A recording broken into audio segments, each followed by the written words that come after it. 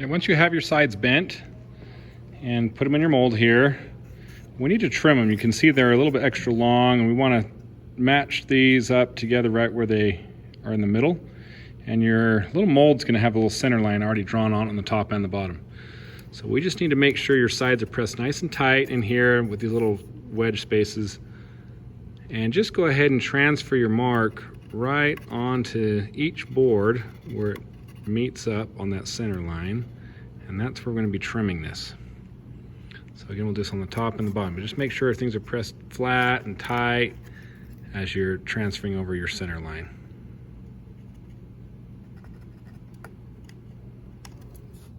You're going to take your sides out, just do one at a time here. Just carefully take them out of your mold. And where we marked our little center line here, we're just going to transfer that line all the way down on the outside.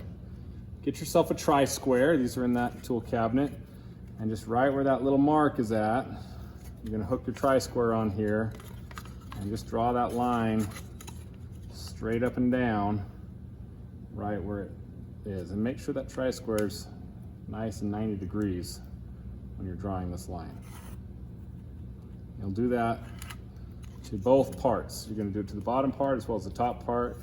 Again, right where you marked it, hook your little tri-square on, get it lined up nice and straight, and then transfer that little line across.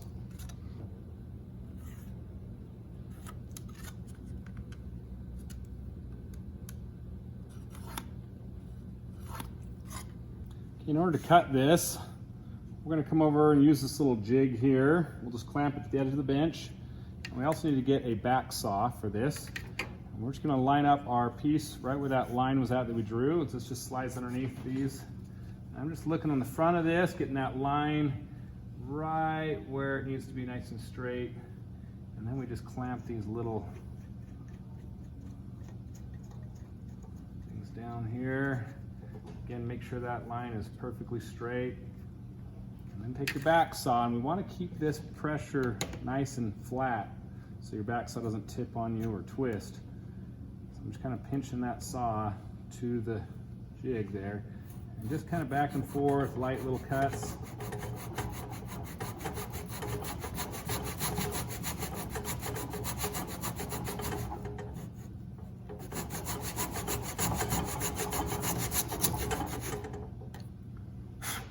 Just go and trim off these little pieces. So we're going to do that to all of our parts. Just to trim those nice and flat. So we'll flip around and get the top and then the other one as well. You want short little cuts, not really long cuts on this, but just short little cuts. Keep it nice and firm.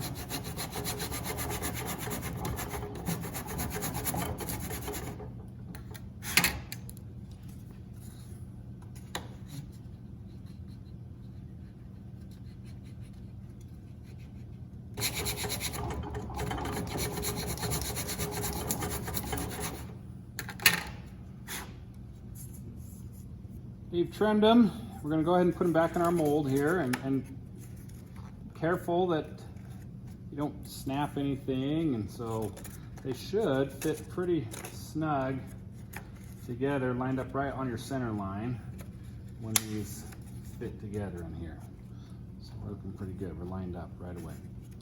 Then we're going to get some of these little pre-cut boards that are going to be helping connect the sides together where they meet. And one of them is about 7/8 of an inch thick, about 2 1/4 inches wide, and it's got kind of rounded over corners. That's going to be for the top connection. And we're just going to chop off a piece tall enough that'll fit there. And then the other one is about 5/8 of an inch thick, 2 1/4 inches wide, and just got some chamfers on the edges there. That's going to be for this bottom part here. If we just take our board, place it on here, and then just trace where we're trimming. We'll go to the miter saw and chop that off. And then on this one, we're just going to do that same thing, but trace it on the bottom where it meets. So we'll just go and chop that piece on the miter saw. It's important we know which side of the line to chop off. I'm keeping this part, so I'm going to make sure the blade is on the opposite side of my line.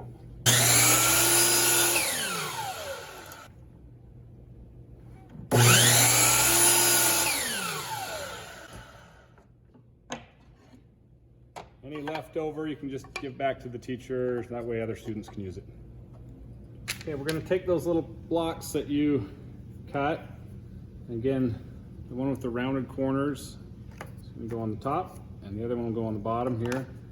And this top one, we need to make sure that this part is nice and flat, and it's going to pinch really tight so there's no gap. So when you throw a clamp on here, and we'll do this with glue later, but when you throw a clamp on here, we want to make sure this comes together really tight, and it's actually going to squeeze our entire block. A lot of pressure on here. If I were to lift this up, you can see that it's come together really tight here. Again, on the back side, you need to check that too. If there's any gap here on the back, we might need to adjust the clamp pressure because that's going to be really tight. Now the other block of wood, this is going to be a curve here. And so we need to actually match the back of this block to have that same curve. Otherwise it's going to have a little gap in there. And so it's a really slight curve. It's just actually going to match the mold because the top part of your mold is actually flat. So that block's fine, but this bottom one is actually curved. So we're going to, before we glue these pieces on, top one's fine, but this bottom one, we're just going to match that profile curve of your mold just over on probably the disc sand or something, just really gentle curve on this. So we could use the disc sander or the belt sander for this. And I'm just sanding very, very slight. It's not very much at all.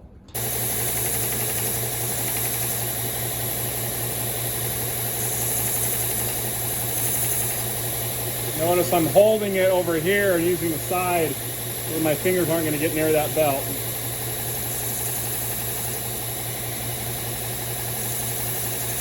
So it's a good idea to clamp these on with no glue first, just to kind of see what you're going to get into. Make sure everything fits tight, make sure everything matches correctly. And this part here, again, that block should be sanded to match that curve, so there shouldn't be any gap right there. And at the top where it sticks up a little bit, I'm doing that tapered sound box, and so mine sticks up a little bit high. I'm going to probably want to add another clamp right here just to put some pressure where I've got a little gap there. And I'm doing all this with no glue first, just so I can kind of get an idea of how I'm going to do it when I actually put glue on here. So I'm just going to add another clamp just on that top part, just so I can see that everything can come together nice and tight, and I think I'm ready for glue. Just adding glue to the back side. We'll spread that around so it covers the entire surface. Your mold should have some wax on it. If it doesn't, or maybe the wax is worn off, I can get some more wax put on there. That way, if any glue squeezes through, it's not going to glue your ukulele to your mold. We're just going to get good coverage on that, line that up where it needs to go, and we're going to clamp these on.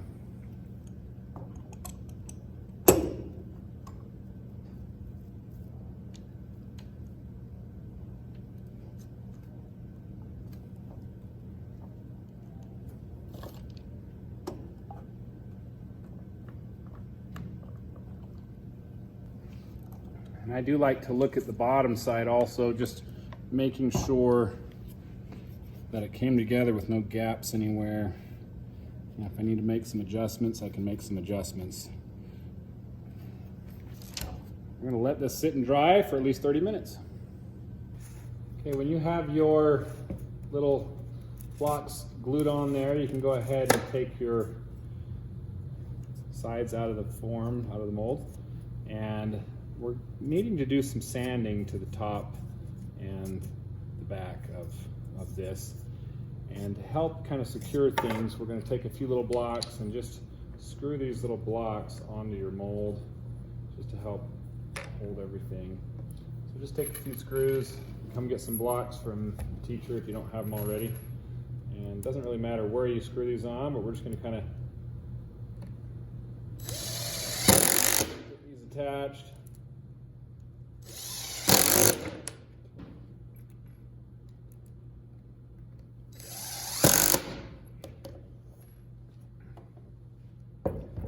Okay, so then we need to place our sides back in the mold, and you need to understand, if you are doing the tapered sound box, we have to identify which face was the tapered part and which one was the flat part.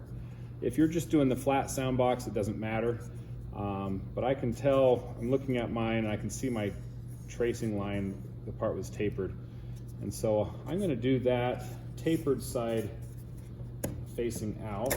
We'll just kind of place our project in the mold with those little blocks. And then we're going to come over and do some sanding on this. We're going to use two different dishes.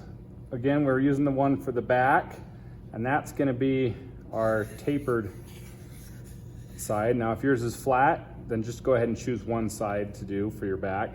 And you may want to label it back somewhere, because then we're going to do the opposite side for the front. And so you'll just take your sides in your mold here and just kind of sand it.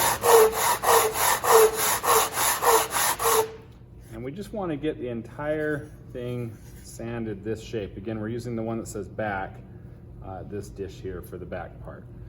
And again, I like to maybe just take a pencil or something and shade in the different parts of this and just go until all the shaded pencil lines are gone. That's a good indicator for when you've sanded the whole thing.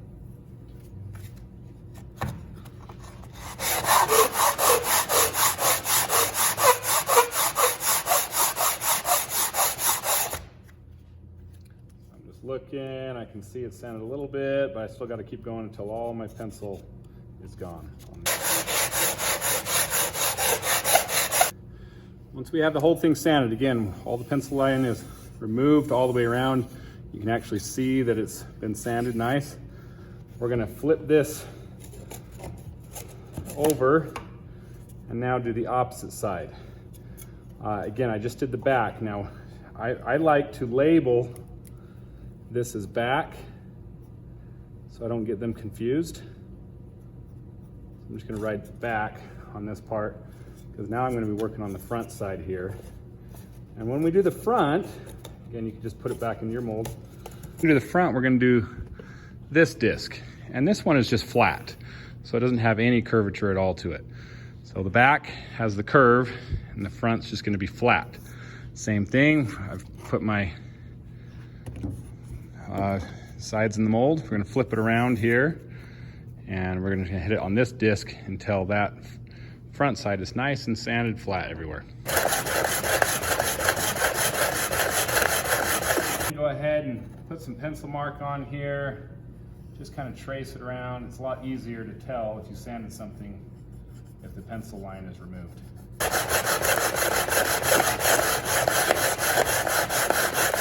We've gotten the back and the front sanded on those dishes, nice and flat. We're going to add what's called some kerfing. Just come and get a couple of these strips from the teacher here. And this stuff is actually going to be glued on the inside, and it's going to allow us to get a little more surface area when we attach our front and our back later. And this actually just bends and curves to the shape of your ukulele here. But what I like to do first is kind of just get an idea of where this needs to be broken, and we're just going to use some little clothespins to clamp this on. So we're going to get glue on the flat side. You can see all the little cut marks that'll be on the inside. But we'll add some glue to this, and then you just use the clothespins just to clamp it on here. And again, I like to, with no glue, just get this adjusted so I know exactly where it's going to fit first if I need to trim anything. Once I know it's going to fit, then we can add some glue. So I'm looking at this, and it just will fit perfectly right in there. So we're going to add some glue to this and clamp it on with all these little clothespins. again, mine separated here, it doesn't matter. We're gonna probably add this piece and then just add the next piece next to it, and that's okay if it does do that. When you're putting glue on here, it doesn't need a ton, but just get a small little strip of glue, spread it so it covers the entire edge. Again, we're putting glue on the flat part, not the part that has the little cut lines in it. We want this to be glued on so it sticks up above just a tiniest little bit. And I'm going to lift this up to the camera in just a second here. But I want to be able to just barely feel a bump. I'm making sure it's not too far above or way too far below, but it's going to just be just barely sticking above when we go to clamp this on here.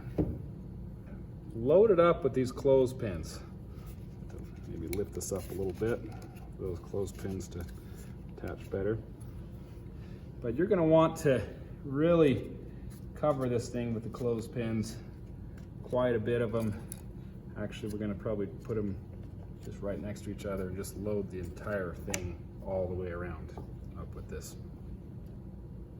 So I'm not worried again that this little piece broke, because I'm just going to attach it just right next to the other one when I go to form this all the way around here, and that's okay.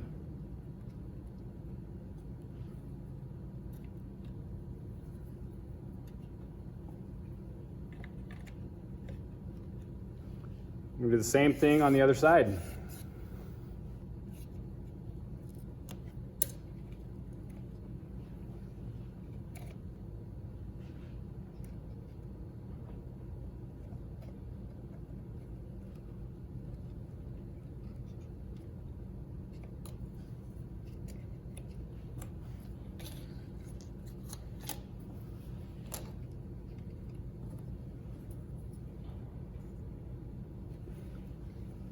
I'm going to let that dry, and then we'll flip it over and do the exact same thing on the opposite side.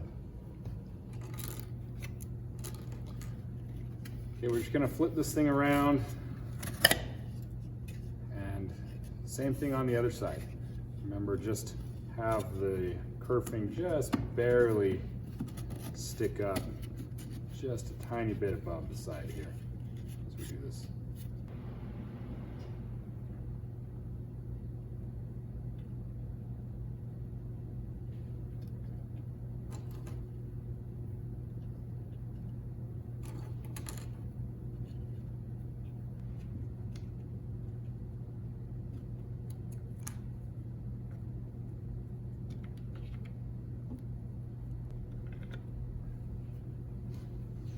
Again, let this dry for at least 30 minutes or so, and then we'll take all those clothespins off, and then we'll head back to those dishes to do a little bit more sanding on both sides. So we've glued on all the kerfing to both sides, and again, I've labeled which side is the back so I know which one that is. And at this point, we need to go back to these sanding discs and do the sanding again. We're going to go all the way until that kerfing is sanded flat all the way around the entire surface. Again, the back is done on the dish that's labeled back, and then the front is going to be on the flat one here. So we'll go back and get them all sanded. Just kind of wiggle it back and forth until we get the whole thing sanded.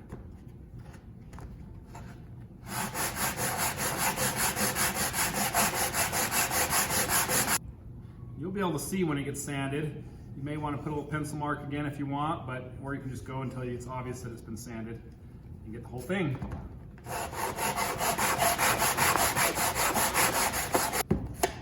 Flip it over now. I'm going to do the front.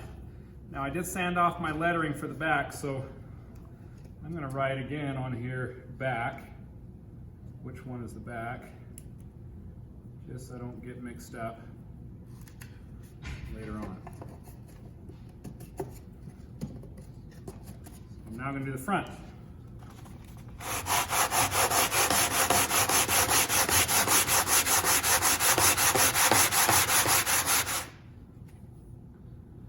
Doesn't take too long, but just go all the way down until it's sanded everywhere.